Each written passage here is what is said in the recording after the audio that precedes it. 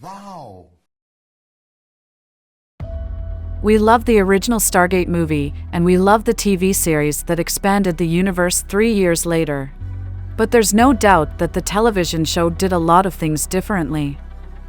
Roland Emmerich and Dean Devlin's Stargate hit theaters in October of 1994, wowing audiences with a brand new science fiction world laced with military elements and ancient mythology.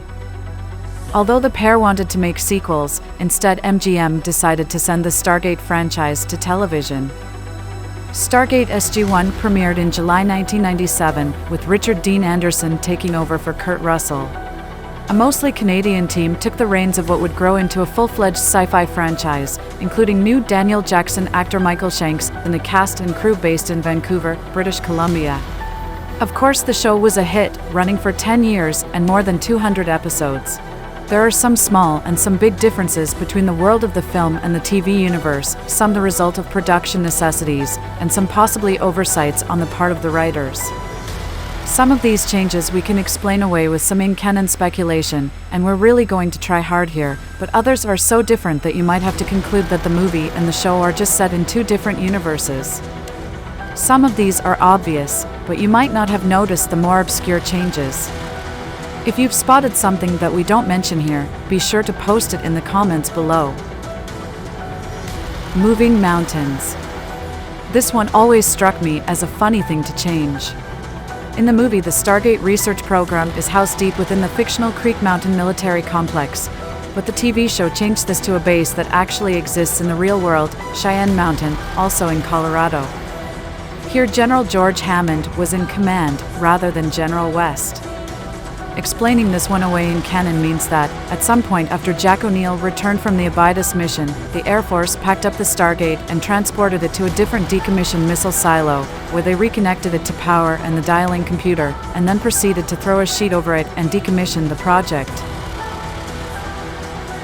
Why the change? The writers probably liked the idea of connecting Stargate Command with the real-world U.S. military base at Cheyenne Mountain, where NORAD is located. It's also fitting, because the North American Aerospace Defense Command itself is a joint organization of the United States and Canada. But it is worth noting that the show's ongoing relationship with the real Air Force didn't start until after SG-1 had started airing. The two gate rooms and control rooms are very much the same, though the upstairs conference room in the TV series is a good deal more spacious. One other nice bit of continuity, in both mountains, the Stargate is located on sublevel 28. Which galaxy? Unlike the location of the SGC, the decision to change the location of the planet Abydos relative to Earth actually has an important reason in canon. Fans of the movie will remember that awe-inspiring moment when the probe is first sent through the gate and tracks its location to the Kalium galaxy, a fictional invention of the writers.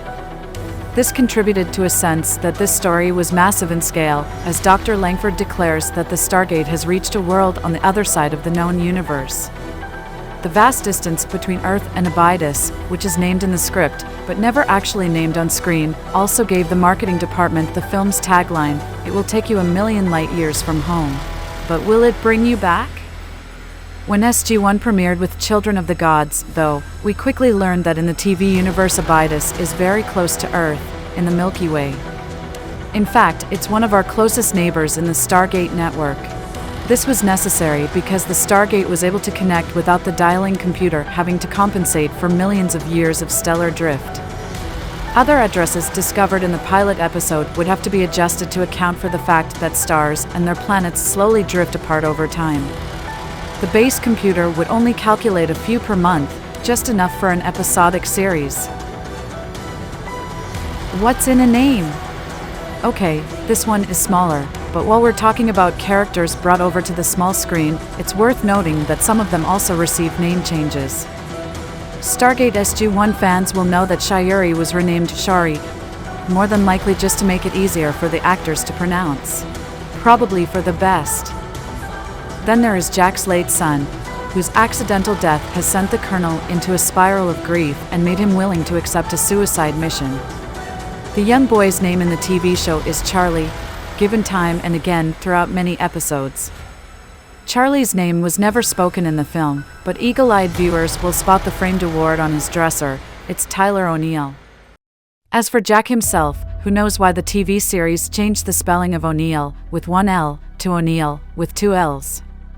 But it became a running joke, with Jack telling a reporter to be sure to spell his name right. There's another Colonel O'Neill with only one L, he has no sense of humor at all, and again later to Senator Kinsey.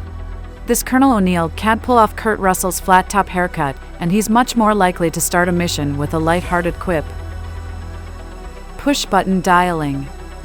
It was the television show that introduced the dial-home device, which allows the Stargate to be dialed quickly and easily on most of the planets the team would visit.